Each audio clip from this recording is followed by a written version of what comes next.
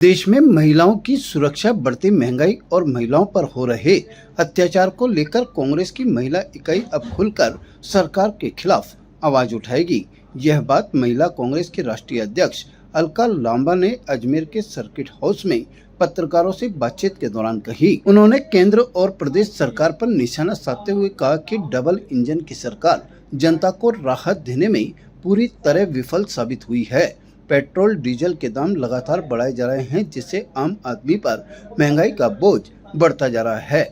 महिलाओं और बेटियों के खिलाफ बढ़ते अपराधों पर चिंता जताते हुए उन्होंने महिला कांग्रेस अब अत्याचार और शोषण के खिलाफ प्रदेश भर में आंदोलन चलाएगी। अलका लांबा ने आरोप लगाया कि सरकार बेटियों के साथ दुष्कर्म करने वाले अपराधियों को पैरोल पर छोड़ रही है, जिसका महिला कांग्रेस पुरजोर विरोध करती है।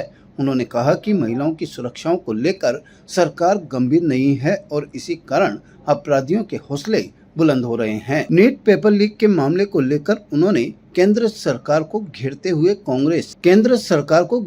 कहा कि कांग्रेस लगातार केंद्रीय शिक्षा मंत्री धर्मेंद्र प्रधान के इस्तीफे की मांग कर रही है, लेकिन सरकार जवाब देने की बजाय अन्य दलों के नेताओं को भाजपा में शामिल करने में व्यस्त है।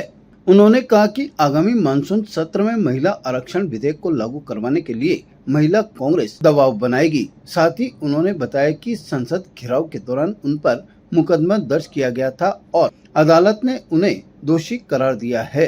5 जून को फैसला सुनाया जाएगा और यदि उन्हें जेल भी जाना पड़ा तो वह उसे सहस्त्र स्वीकार करेगी। इस दौरान अलका लांबा ने अजमेर शहर एवं ग्रामीण कांग्रेस की बैठक लेकर महिलाओं से जुड़े मुद्दों पर चर्चा की और संगठन को मजबूत करने पर जोर दिया।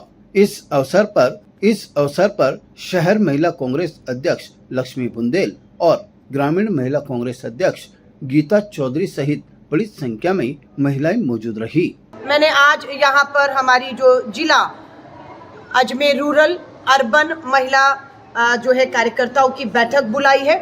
चिंता का विषय है कि पेट्रोल और डीजल के साथ साथ सीएनजी और घरेलू गैस की कीमतें निरंतर बढ़ने से समस्या बहुत बढ़ चुकी है। परिवारों में महंगाई बहुत बड़ा मुद्दा है जो परेशान कर रहा है, लेकिन भाजपा की डबल इंजन की सरकार महंगाई से राहत देने की बजाय हर रोज पेट्रोल डीजल सीएनजी के दाम बढ़ाए चले जा रही है।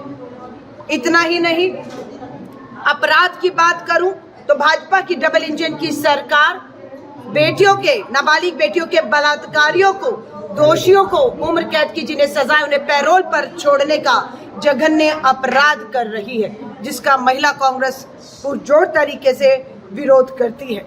आज देश भर में बेरोजगारी हो, महंगाई हो, महिला सुरक्षा हो, उसको लेकर त्राहिमाम बचा हुआ है। आपने अभी देखा नीट के एग्जाम में 22 लाख बच्चों के पेपर इम्तिहान के बाद रिजल्ट के इंतजार में थे, पता लगता है पेपर लीक हो जाता है। लेकिन शिक्षा मंत्री धर्मेंद्र प्रधान आज भी देख रहे हैं भाजपा मुख्यालय में दूसरे दलों के लोगों को भाजपा ज्वाइन कराने में व्यस्त हैं, लेकिन उनकी कोई जिम्मेदारी जवाबदेही इन 22 लाख और करोड़ों बच्चों के भविष्य के प्रति नहीं है। कांग्रेस शिक्षा मंत्री जो पूरी तरह फेल हो चुके हैं, नेशनल टेस्टिंग एजेंसी को भंग करने की बात हो रही है, इस्तीफे की मांग हम कर रहे हैं और हम बिल्कुल इन लाखों बच्चों के भविष्य के लिए चिंतित हैं। बंदना सरकार फेल हो चुकी है और पूरा दिल्ली के जिस तरह से चक्कर लग रहे हैं, स्वाभाविक है कि उनकी कुर्सी जाना तय है। अगर उनकी यहाँ कुर्सी नहीं जाती तो मोदी जी को पता है उनकी कुर्सी चली जाएगी, क्योंकि राज्य कमजोर हो रहे हैं, जिससे केंद्र सरकार पे भी जो है वो कमजोरी आ रही है। और जिस तरह से राहुल जी कह रहे हैं कि 1 साल भी इनकी सरकारें चलेगी नहीं, असंतुष्टि अंदर से भी है, लेकिन भाजपा को पता है कि अंदर और बाहर किस तरीके से कंट्रोल करना है। वो तानाशाही तरीकों से जो है अंदर और बाहर कंट्रोल करने की नीति पे काम कर रहे हैं, जो ज्यादा दिन नहीं चलेगी। इन्होंने जब दाम बढ़ाए तब तक महिलाओं ने सड़कों पर निकलकर केंद्र की भाजपा की डबल इंजन की सरकार का जो है बड़ी कीमतों का विरोध किया है। सब पर मुकदमे दर्ज हुए हैं, लेकिन चिंता नहीं है। ये भाजपा की सरकार अपने पूंजीपति मित्रों की जेब भरने के लिए तेल कंपनियों का मुनाफे की चिंता करते हुए, जैसे हरदीप पुरी जी केंद्र मंत्री तेल मंत्री ने बयान दिया कि तेल कंपनियां घाटे में, ये झूठ बात है। तेल कंपनियां लाखों करोड़ों का आज भी मुनाफे में है। अंतर्राष्ट्रीय बाजार में कच्चे तेल की कीमतें गिर चुकी हैं।